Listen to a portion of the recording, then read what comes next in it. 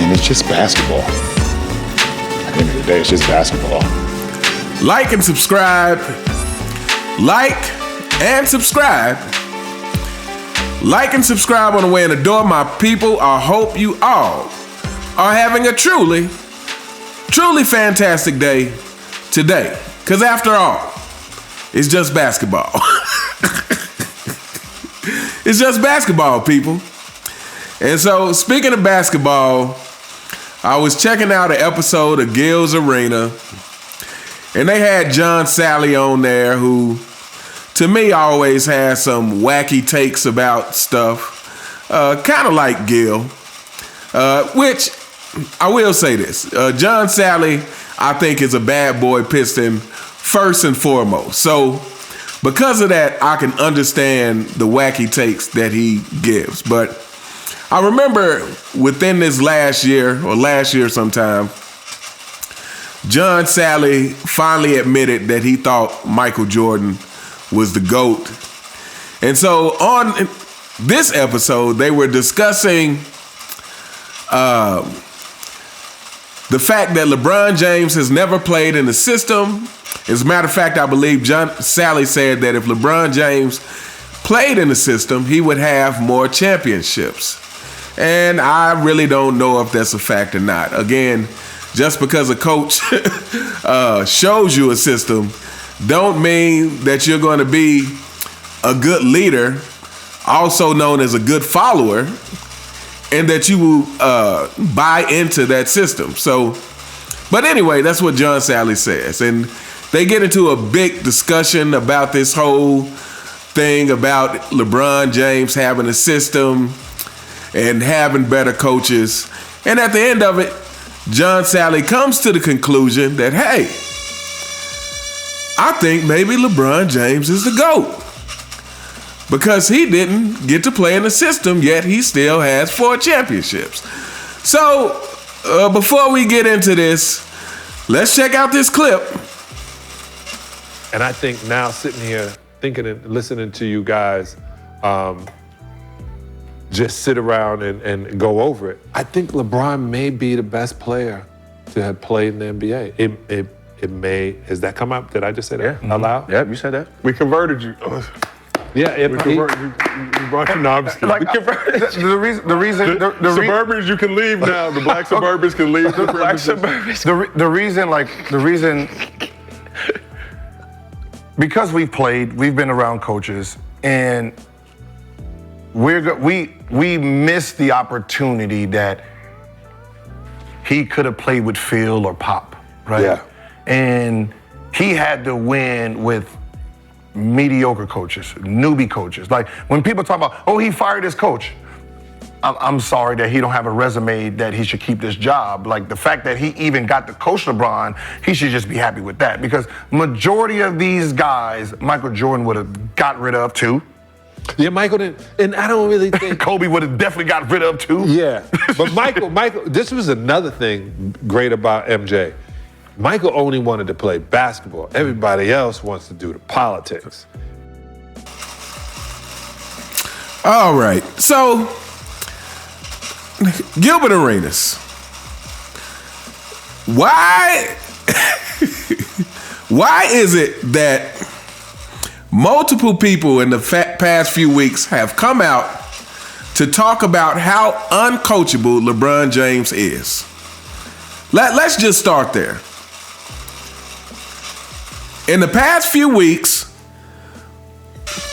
we've been watching the beginning of the fall of the 4 and 6 kingdom. And multiple people have come out to say how uncoachable LeBron James is.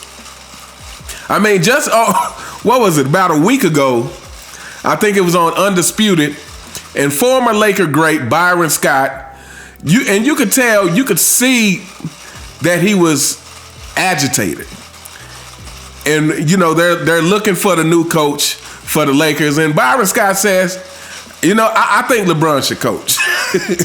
and you could tell it was coming from a place of, like, since he's so smart, since he knows everything, let LeBron James coach.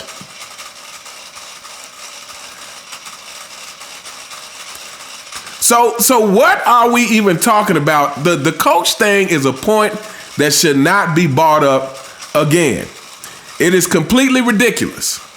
Like this is a established thing that people know is that LeBron James is not coachable. First and foremost, just a couple of weeks ago, we saw Shannon Sharp talk about, oh, well, if he had a coach like Eric Spoelstra or Tyronn Lue, he had both of those coaches. And he left both of those coaches. Like, what are we talking about? Like, why are we talking about things that won't happen because LeBron James chooses for them not to happen? Matter of fact, I'm gonna go as far as to say I believe LeBron James puts himself in situations to where he can have an excuse. I believe he's always looking for an excuse. And I believe he's always doing things to leave himself a way out. And I think it's twofold. I think partly it's because he wants to have an excuse. And the second thing is because he doesn't want to have to work on his game, on his approach to basketball. He doesn't want to do that. Like, again, LeBron James is in this for the praise. And he's in this for people like Gilbert Arenas to say, oh my goodness, he came in and was 18 years old and he never had a great coach and he was able to win 4 championships.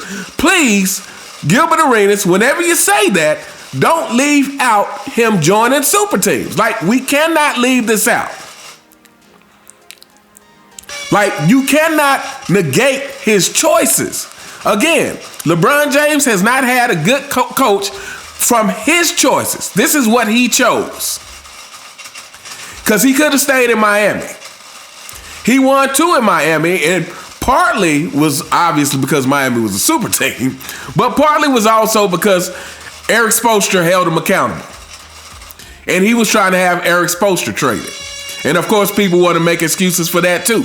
And now years later, people are talking about, oh, if he had a coach like Eric Spoelstra. Man, please. These are the choices LeBron James made for his career, and he has to suffer whatever the repercussions. He doesn't get to use them as an excuse. He chose this. So he chose not to stick with great coaches, and he chose to form super teams. And again, to me, this was all because he thinks he's smarter than everybody else, and because he doesn't want to have to work on himself. Like, Rashad McCants, you need to bring this up. when they start talking this foolishness on Gilbert Arenas, on Gil's Arena, you need to bring up the fact that, hey, LeBron James made these choices. Whatever you want to say about what he didn't have is choices he made. First bad decision, leaving Cleveland. He left Cleveland. He formed up a super team with D Wade again. They thought they had the magic formula until Dirk Nowitzki proved otherwise. And he could have stayed in Cleveland. But then he jumped ship again. He goes back to Cleveland and didn't even stay the second time.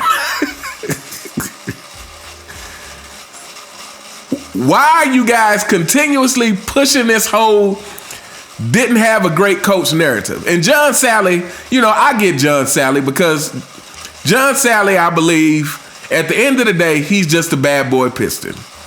He's a bad boy Piston through and through, so he never will give Michael Jordan his full credit. I understand that.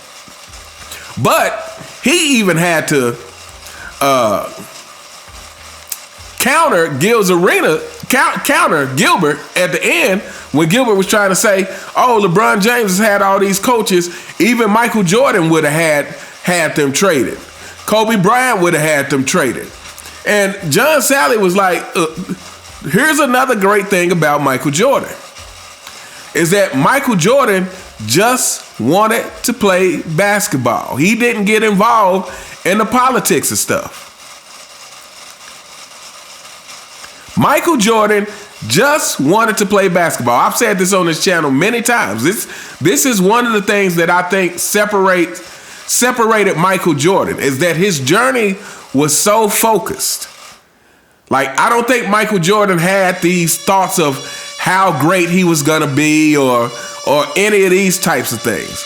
I think he simply was focused on getting better so he could win. Not just so he could win, but he could dominate. I think that is Michael Jordan's singular focus. Not, if I get to 6 championships, I'll be greater than Magic and Bird. I think he wanted to get as many championships as possible because he wanted to win, period. It was about winning. It was about the championships. It wasn't about this era where we give people credit for making it to the finals, where we handed out second place trophies. And in 98, when Michael Jordan said, if Phil doesn't come back, I'm not coming back. To me, it wasn't about, I have a Hall of Fame coach and I'm not going to play for anyone else. Michael Jordan understood that to be great, you have to build something. That's what being great is about, is building something. Like, he started at a franchise in Chicago that was nothing.